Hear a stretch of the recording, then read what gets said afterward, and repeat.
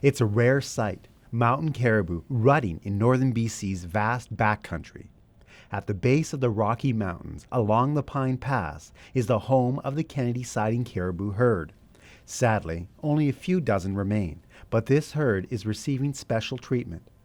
During this part of their annual migration, they are being fed food supplements in an effort to save the herd from extinction.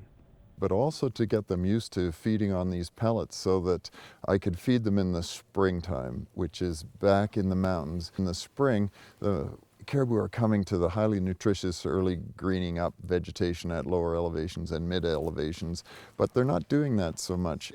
Highly respected biologist Doug Hurd developed the idea of feeding the caribou. The 2-year project is funded and supported by the McLeod Lake Indian Band, the provincial government, and the Peace Northern Caribou Committee. In the early winter, the Kennedy Siding Caribou are known to come to lower elevation pine forests like these and eat the lichen. It's nice and separate. There's lots of little groups of these caribou we recognize all through the mountain caribou range, and some of them are at quite low levels in the South Selkirk, South Purcells. We're talking numbers under 20. During the early 90s, the population of the Kennedy Siding herd was around 120. Today, it's down to 50. Are in much better shape going into the spring. They will produce larger newborns that should have a general survival increase from that. Besides providing an obvious benefit to the herd, the feeding has attracted local residents, opening opportunities to educate others about the plight of the caribou.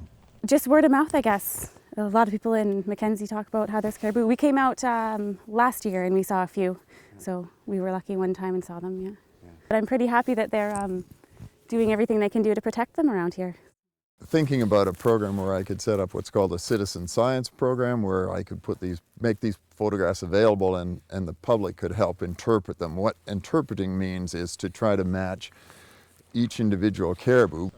The feeding project, in combination with the maternity penning project, a wolf reduction strategy, and an ongoing land use management, have the ultimate goal of a self-sustaining caribou population and their removal from the list of species at risk.